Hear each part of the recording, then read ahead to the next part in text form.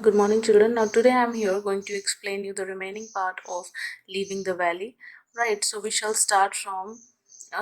Finally, after a long time, following the mountain route, they had left Swat behind, and it was late afternoon, that is evening time, when they reached Mardin. Mardin is a city. Okay, and Malala's father kept on insisting them that don't worry, children. In few days we'll be returning back. Everything is going to be fine. But then she knew that nothing is going to be fine. They all were in trouble. So we were planning to make our way to Shangla, our family village. So they were planning to travel. They were planning to go to Shangla, their family village. So far we had driven in the opposite direction, but we had to take the only lift we could to get out of Swat. So driven they had driven in completely opposite direction, okay, completely different direction. But then they had to take, and they had no other option, and then they had to take lift to get out of Swat. Now, my father then left us to go to Peshawar and alert people to what was happening. He promised to meet us later. So, Malala's father went away. He went to Peshawar. Why did he go there? Because to warn, to make people aware of what was happening in Swat. All right. So he promised to meet us later, and then he promised that he will be meeting Malala and the other members later on. The next day, we met up with my cousin Khanji, who was going to Bisham, from where we would go to Shangla. So the next day, they met Malala's cousin, whose name was Khanji, and then Khanji was supposed to go to Bisham, and from there, from Bisham, they were supposed to travel to Shangla. Okay. It was not easy to get from Bisham to our village, and we had to walk 20 kilometers, 25 kilometers, carrying all our things.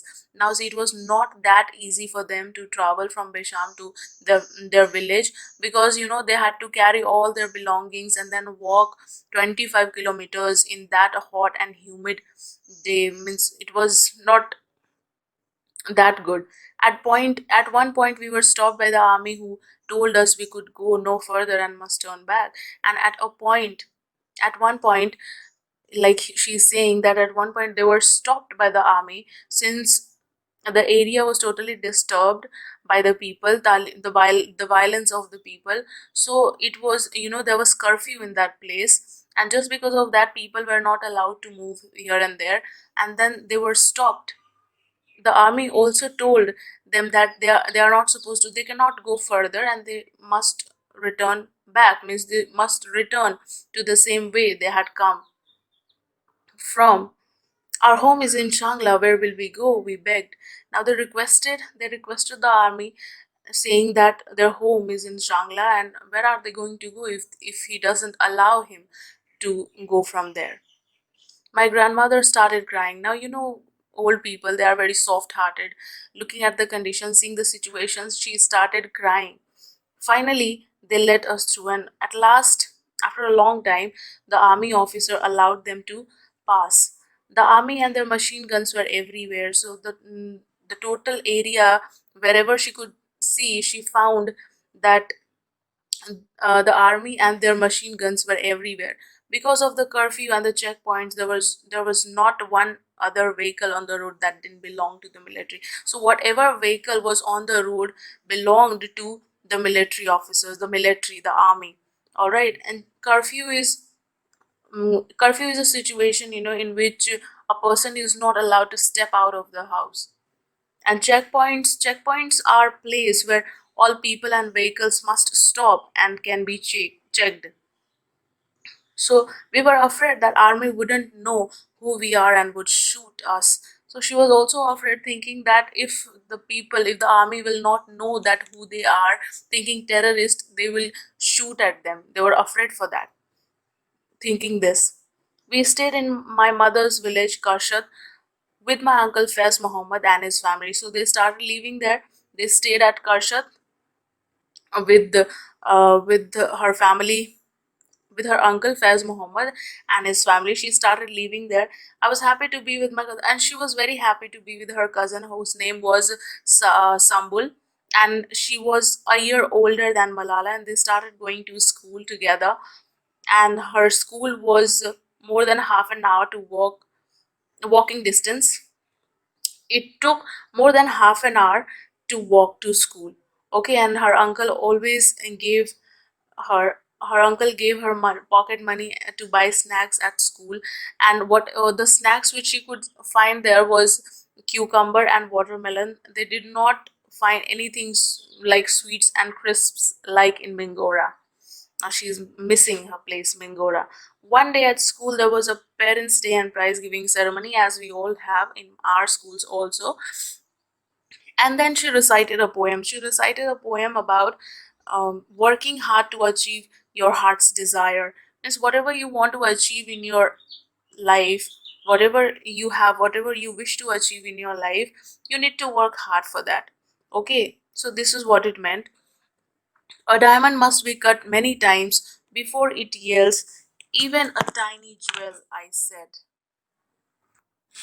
A diamond must be cut many times before it yields even a tiny jewel, I said. It means that if you want to be a successful person in your life, you will have to face many challenges.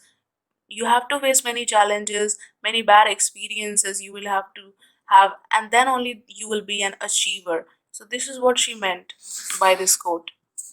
It was nice being with my cousin. So she was happy to be with her cousin, but then she always missed her school bag, which she had left behind. I kept thinking of my school bag at home with copies of Oliver Twist and Romeo and Juliet waiting to be read. So she was happy being with her cousin, but then she always missed her school bag. So she kept on thinking about the school bag at home with copies of Oliver Twist and Romeo and Juliet waiting to be read. So she thought that one day she'll be going and then reading her books which were left by her at that time. Children, when we are attached with something emotionally, and when the thing is not with us, what happens? We don't forget it. Even if it is not with us, we don't forget it. We keep on thinking in our mind that what is the condition, what must be the condition of that book, where it is, how it is kept. We keep on thinking about it, is always on our mind. So this was something happening with her also. She kept on thinking about the school bag and the books kept inside the bag. But now we were leaving our own drama. Why she's calling her life a drama? You know what happens in drama? There people are happy. Okay, a normal life. They are living a normal life. In a drama I'm telling about, they live a normal life and then suddenly something happens, and then they become sad about something, and everything is like destroyed. So this is what happened with her also. They were living a very happy life in Swat Valley, going to school, coming back, and then staying happily with the family. And then there and after that, what happened? Taliban entered in their life, and then after that, she's that's why she's comparing her life with drama. All of a sudden things changed, that's why she's calling her life a drama. Had We had been so happy, then something very bad had come into our lives, and we were now waiting for our happy ending. So like in drama also, no, after facing so many difficulties, finally the person has a happy ending. So she was also expecting happy ending for her life. After we had been in Shangla for about 6 weeks, my father said we could travel to Peshawar. Now they could travel to Peshawar, and it was very emotional for her to see her father back again. Then a complete family once more. Then after they had to travel to Islamabad, and then again they went to Harimpur, where one of her aunts lived, and it was the fourth city in 2 months. They had traveled four cities just in 2 months. But then she was happy because she knew that their condition was much more better than those of living in camps. You know why? Because people living in camps had to had to line up for food and water for hours under the hot sun. But she again mentions that I she missed her valley. She missed her valley. Yes, it was there I spent. Now she had been celebrating. She celebrated her 11th birthday in Swat Valley, and she's remembering about it. And that is what she has mentioned, that she shared cake. How do we celebrate our birthdays? We usually cut cakes, blow balloons, blow candles, and call our friends, sing song, dance, party, and all.